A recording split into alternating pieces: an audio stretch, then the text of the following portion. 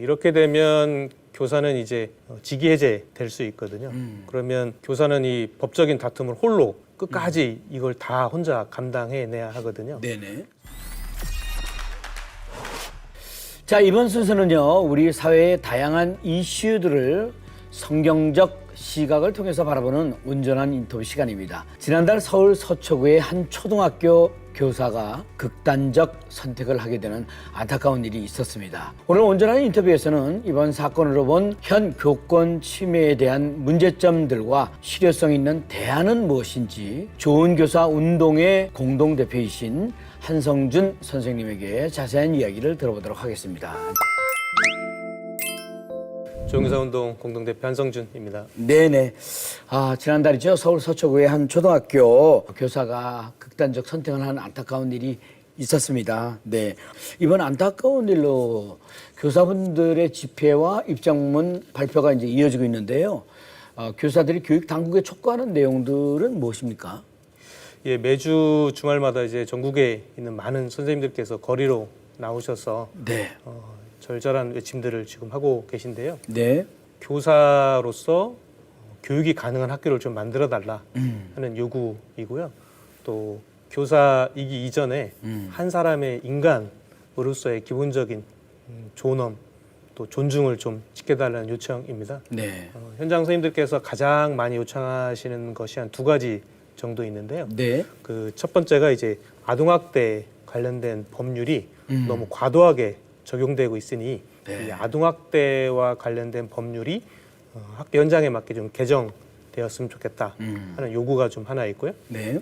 또 다른 요구는 학부모의 과도한 민원에 대해서 학교가 공적으로 대응하는 체계가 없다. 그러니 민원에 대해서 공식적으로 대응할 수 있는 체계를 좀 만들어 달라 하는 요청들이 선생님들의 현장의 목소리입니다. 네네. 그러면 현직 교사들이 교육 현장에서 실제로 느끼는 어려움들은 무엇이고 어느 정도인지 그게 또 좀 궁금한데 실제 사례까지 좀 말씀해 주시면 감사하겠습니다.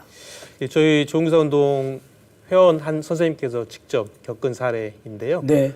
학급에 물건을 부수거나 또 학교 교실 밖으로 나가는 학생이 있어서 이 학생을 좀 뒤에서 물리적으로 제지하는 과정이 있었는데 네. 이 사안을 두고 이제 학부모께서 아동학대로 선생님을 신고해서 선생님께서 법적인 다툼의 과정을 오래 겪어야 했던 사안들이 있습니다. 네네. 그런데 이런 사안들이 꼭 한두 분의 선생님들이 겪는 사안은 좀 아니더라고요. 저희가 교육언론 창의랑 함께 지난 7월에 설문을 진행했었는데요. 네. 주변 선생님들 중에 이렇게 뭐 아동학대 신고나 또 학교에서의 어려움으로 휴직을 하거나 그만두신 선생님이 한 명 이상 있다라고 응답하신 선생님이 90% 가까이 됩니다. 네. 그러니까 거의 대부분의 선생님께서 내 주변 동료가 휴직을 하거나 그만두는 상황을 다 같이 지금은 경험하고 있는 그런 좀 위중한 상황이라 이렇게 좀 볼 수 있겠습니다. 네네네. 그렇군요. 그러면 현재 교사들이 겪고 있는 어려움에 대해 학교하고 교육 당국에서 취하는 지원에는 어떤 어려움과 한계가 있을까요? 제가 앞에서 아동학대 관련 법률의 이 과도한 적용에 대해서 말씀드렸는데요. 네네. 현장에 있는 교사들이 너무 쉽게 아동학대로 고소당하는 이런 어려움이 있습니다.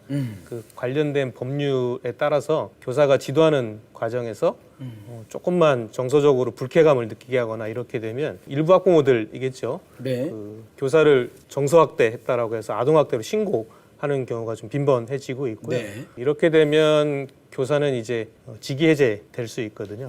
그러면 교사는 이 법적인 다툼을 홀로 끝까지 이걸 다 혼자 감당해내야 하거든요. 네네. 그래서 가장 큰 어려움과 한계는 이런 아동학대에 관한 법률이 과도하게 적용되는 부분에 대해서 조기에 적합성 여부, 교사의 지도의 적합성 여부를 판단해 주는 협의체가 필요한데 네. 지금은 이제 그러지 못한 상황이고요. 두 번째 어려움은 이 일부 학부모의 과도한 민원에 대해서 교사들이 직접 노출된다는 점이에요.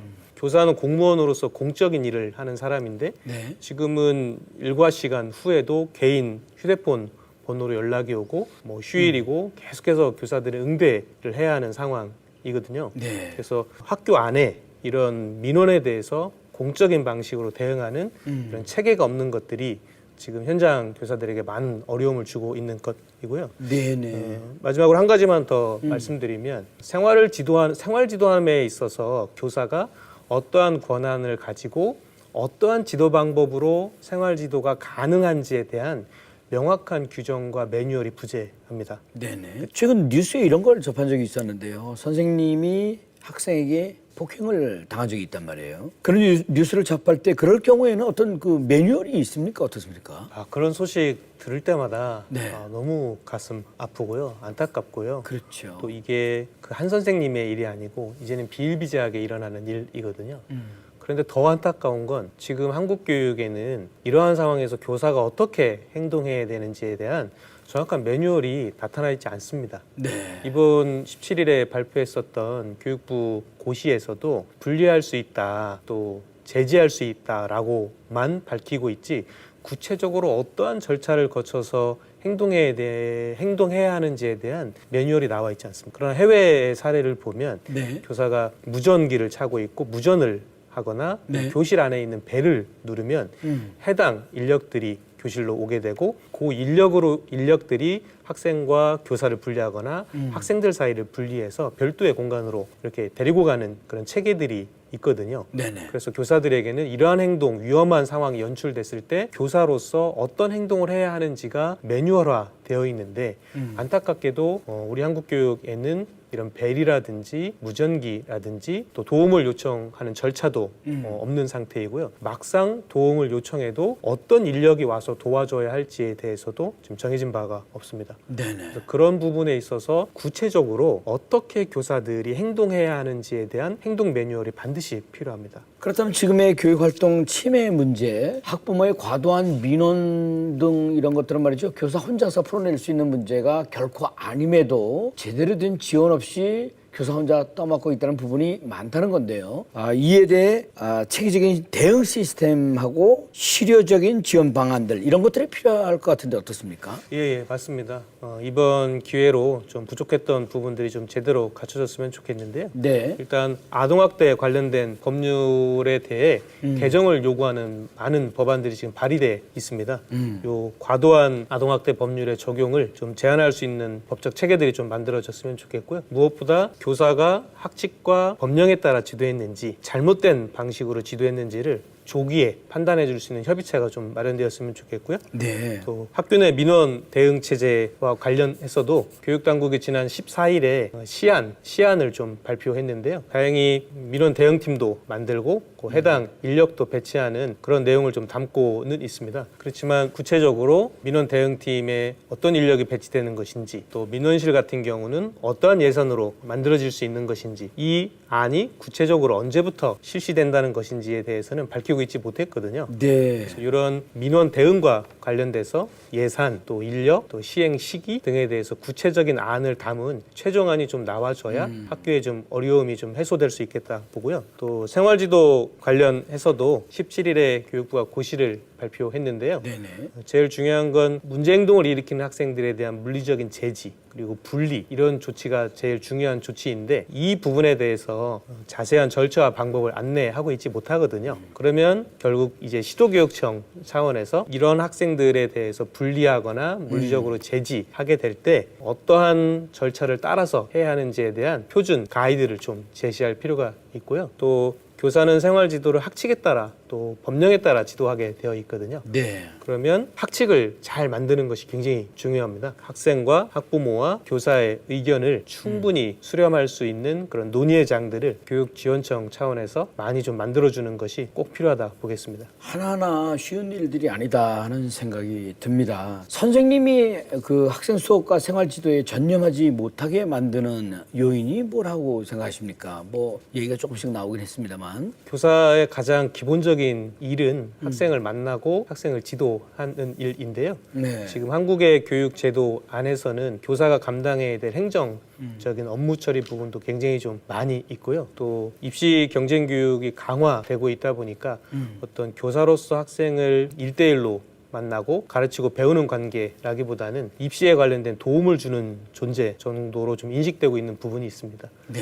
그래서 좀 교육의 본질에 맞게 교사의 역할을 좀 재규정하는 일들도 좀 필요해 보이고요. 무엇보다 교사가 어떠한 권한과 방법을 가지고 수업해야 하는지 네. 또 생활지도해야 하는지가 예전에는 교사의 지도는 어느 정도 다 사회적으로 용인이 되었거든요. 근데 지금 사회에서는 그렇게 용인될 수 있는 사회는 아닌 것 같고요. 그렇다면 구체적으로 교사의 가능한 지도 방법들을 좀 명문화하는 것들이 지금 시대에서는 좀 필요해 보입니다. 그렇다면 무분별한 아동학대 신고로부터 교원들을 이렇게 보호하기 위해서 가장 필요한 방안은 무엇이라고 생각하십니까? 저희가 조응사운동 선생님들에게 네. 생활지도함에 있어서 가장 필요한 것이 무엇입니까? 네. 라고 물었는데 많은 선생님께서 학생 분리 조치를 원하셨어요. 이 학생들이 교사의 교육권도 침해하고 무엇보다 다른 학생들의 학습권을 침해하기 때문에 적법한 절차에 따라서 좀 분리하는 일이 필요하다. 이런 의견들을 좀 많이 내주셨는데요. 네. 실은 이렇게 교사가 학생 보고 이제 다른 교실로 이동하세요라고 말했을 때 예 알겠습니다. 하고 이렇게 가는 학생들은 큰 문제가 되지 않습니다. 그러나 다른 교실로 이동할 것을 교사가 요구하고 물리적으로 제지할 때 이 상황에서 실은 교사와 학생 사이에 물리적인 충돌이 생길 수도 있고요. 네. 이 상황에서 대부분 아동학대와 관련된 시비들이 생기기 마련입니다. 아, 예. 그래서 이 부분에 대한 구체적인 좀 절차들이 좀 마련되는 것이 제일 중요하고요.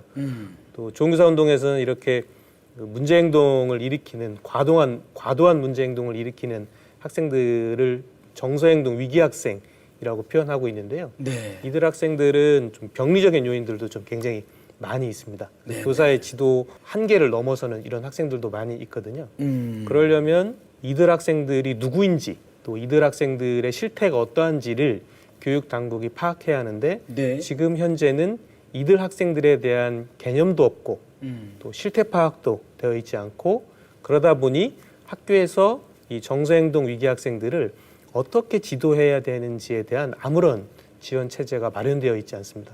그런데 이들 학생들이 대부분 교육활동 침해나 합격 통공 문제와 계속 연결되기 십상이거든요. 네. 그래서 이번 사안을 계기로 이런 정서행동 위기 학생들에 대한 실태 파악, 또 학교나 교육청 차원에서의 지도 체계, 학교에서 이런 위험한 상황이 발생했을 때 학생과 교사들이 어떻게 행동해야 하는지에 대한 행동 매뉴얼 보급 이런 것들이 좀 가장 시급한 상황입니다. 네, 공교육 현장이 바로서고 회복될 수 있도록 앞으로 많은 노력이 필요하리라 생각이 됩니다.